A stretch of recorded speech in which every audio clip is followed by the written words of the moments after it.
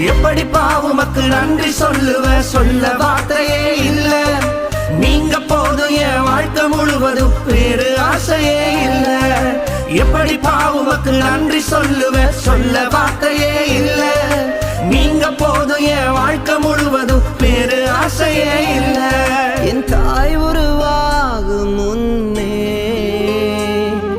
என் கருவை கண்டீரையா.